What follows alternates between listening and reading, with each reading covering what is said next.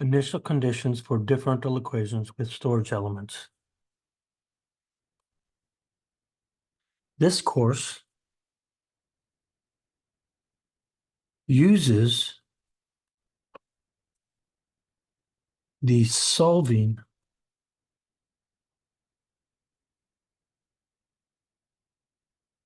techniques in deriving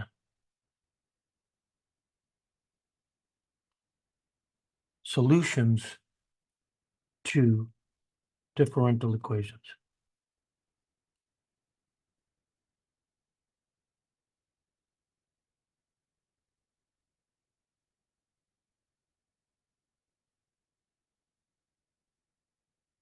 That are done in Math 7.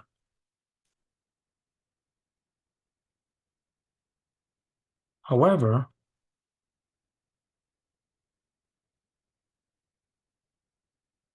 there are two dramatic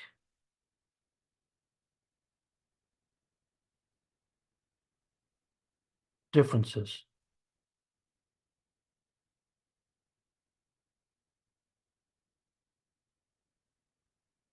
One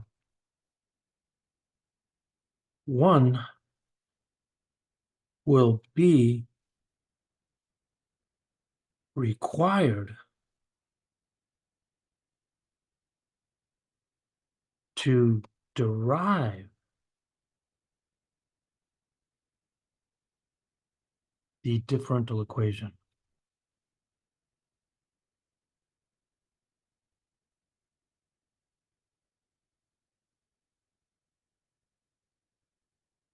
Using Kirchhoff's laws. Every circuit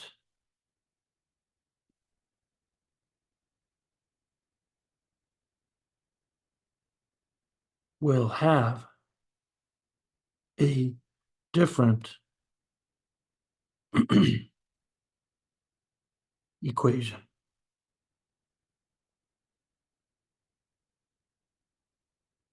This is not taught in Math 7. 2, the initial conditions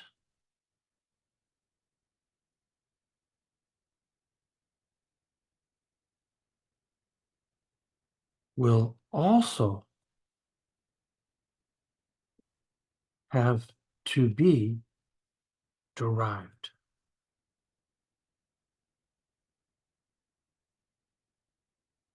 In order to apply them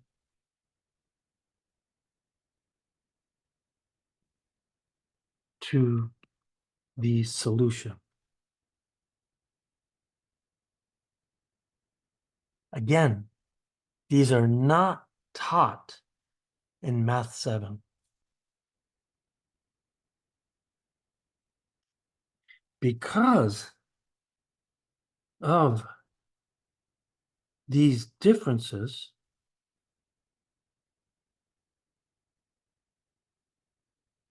you will be required to learn these new problem solving skills.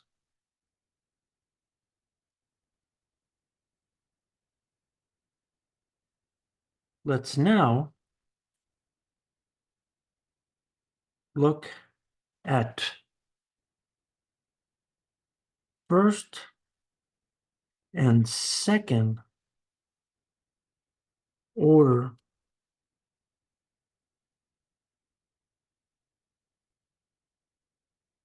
differential equations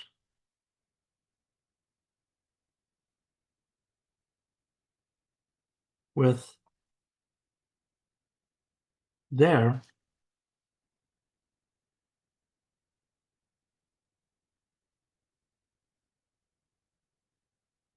required initial conditions.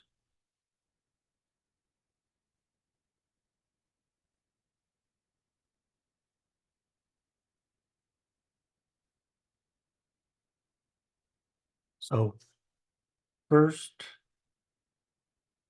order circuits. And they come in two varieties. It's either an RC or an RL.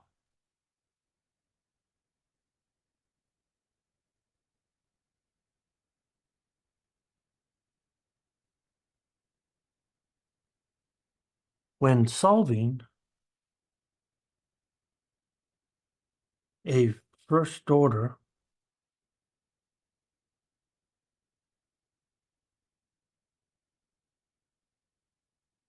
differential equation,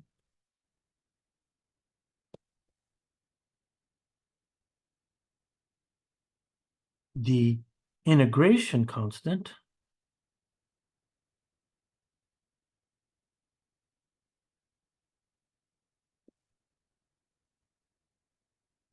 is the one arbitrary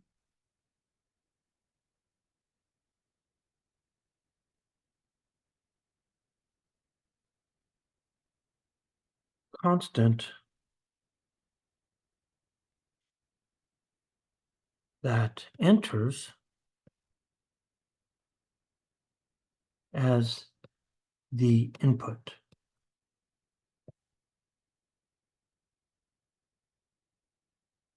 The differential equation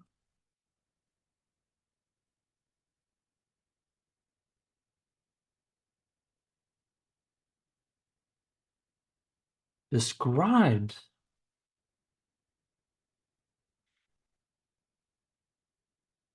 the behavior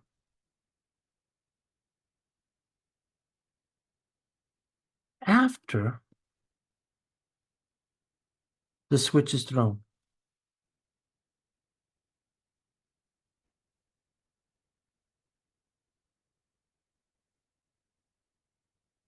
So when we look at this, we could imagine that we have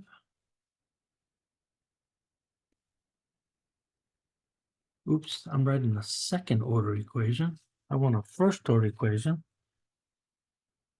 Where C, for right now, let's just assume that A, B, and C are constant. C doesn't have to be a constant. Where x of 0 plus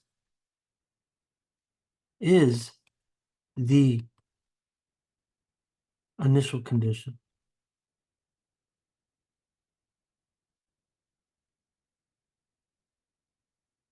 Nature has been kind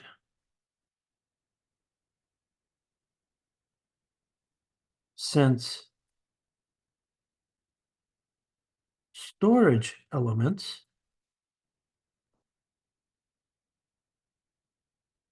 let me be careful, storage element variable, and in this case, we're talking about VC of t or IL of t, cannot change instantly.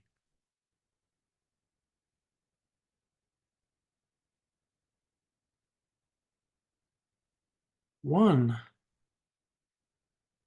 calculates x of 0 plus by looking before the switch is thrown.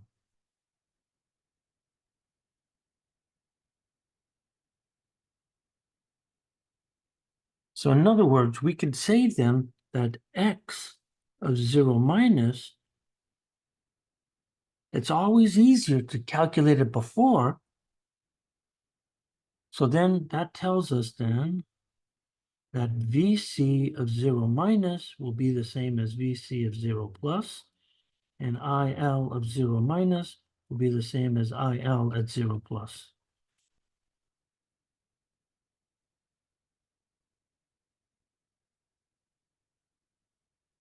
Second order circuits. They come in three flavors: RLC, RCC, or RLL.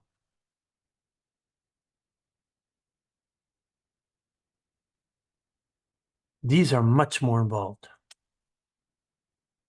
You'll see that these typically have they really separate from what you see in Math 7. So when solving second order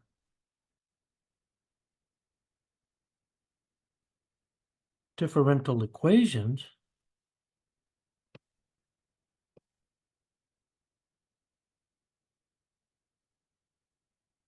there are two required arbitrary constants.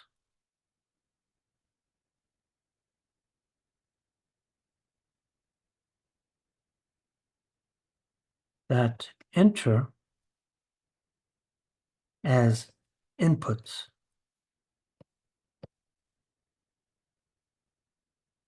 Once again,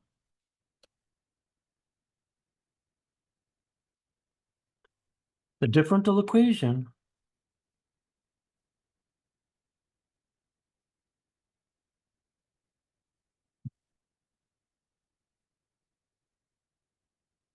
describes the behavior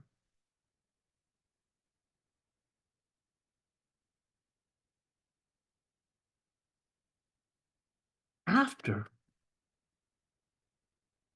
the switch is thrown.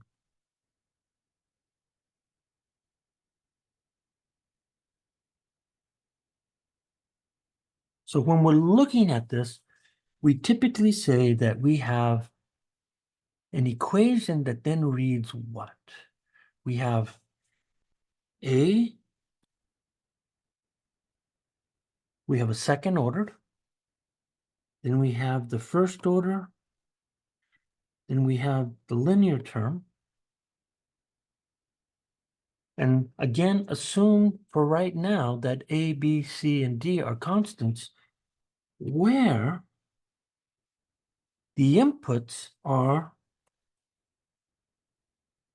this and the derivative of the storage element are the initial conditions.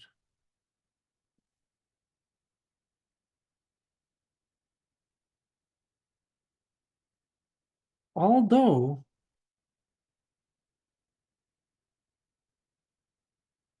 this statement is correct, real problems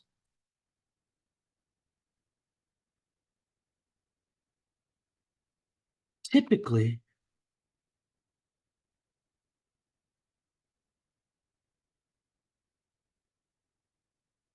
require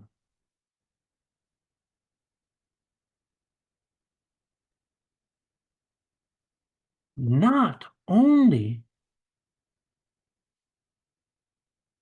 the two initial conditions, but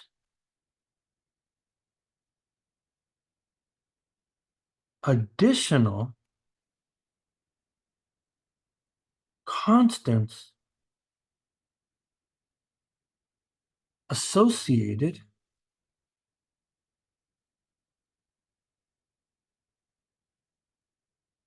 with the other storage element.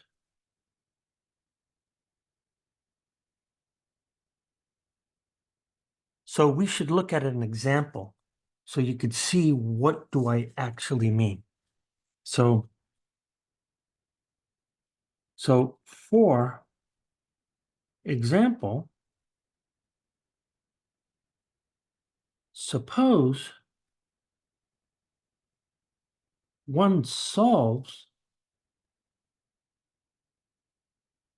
for the capacitor's voltage.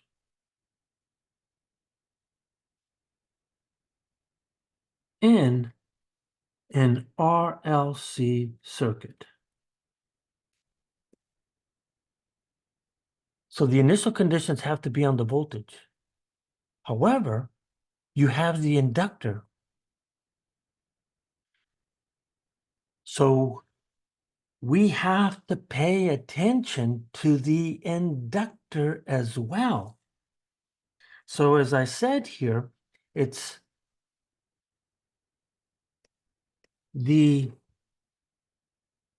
so-called two arbitrary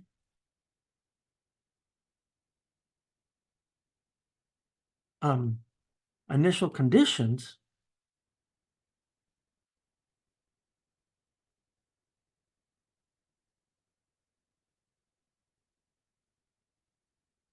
unfortunately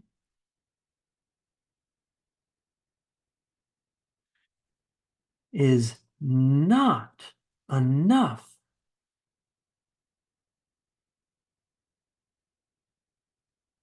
when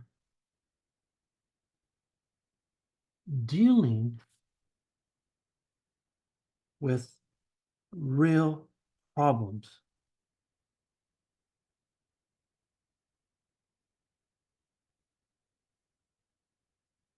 There are three possibilities, oops,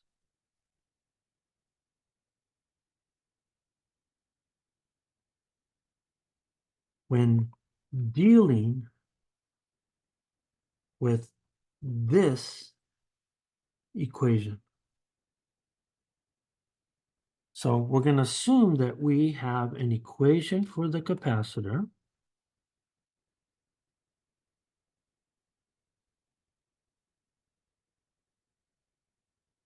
that looks like this. So what are the three possibilities of the initial conditions? So let's break it up into cases. So the first one is two initial conditions are required.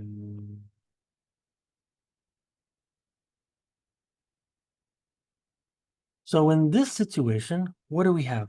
We have VC of 0 plus, we'll call that A1, and we have the derivative of the voltage at 0 plus, and we'll call that A2. So this situation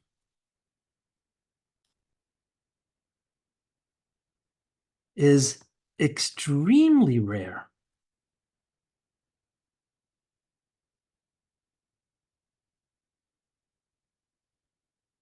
But is taught this way in Math 7 or your differential equations class. And the reason why is that the circuit has in their steady state values must depend on other constants like the current of the inductor, which brings us to case 2. So when you look at case 2 here, you have 2 initial conditions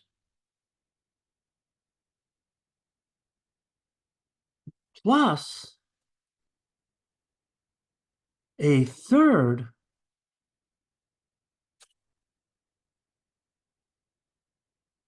steady state constant for the inductor, IL of 0 plus. So if you look at this thing, you then have VC of 0 plus A1. You have dV of 0 plus dt. And now you have a third, which is then going to be IL of 0 plus, which will then give you A3.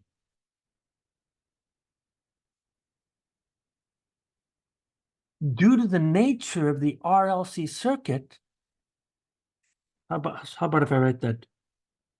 Due to the nature of an RLC circuit,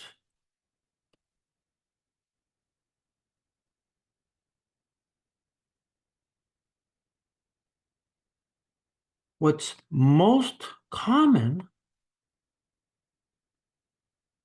is that VC of 0 plus and dVC of 0 plus dt will depend on IL of 0 plus.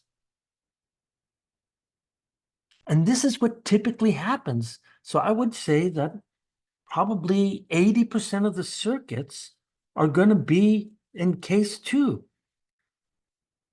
Rarely, I can't remember the last time I've seen case 1. Now, there is another situation which is definitely challenging, which brings us to case 3. In case 3, there are 2 initial conditions plus 2 steady state, nope, not steady state, 2 additional constants.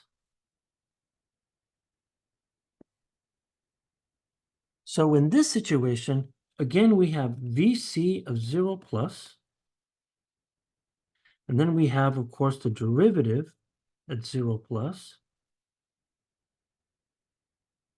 And because of the nature, you're going to have this as well. But some circuits will require the derivative of the inductor current. And that gives us a fourth constant. This is not as common as case 2. But it occurs often enough that one must learn how to compute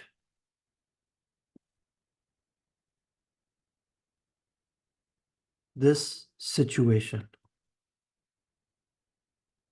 And let me say that it can be very challenging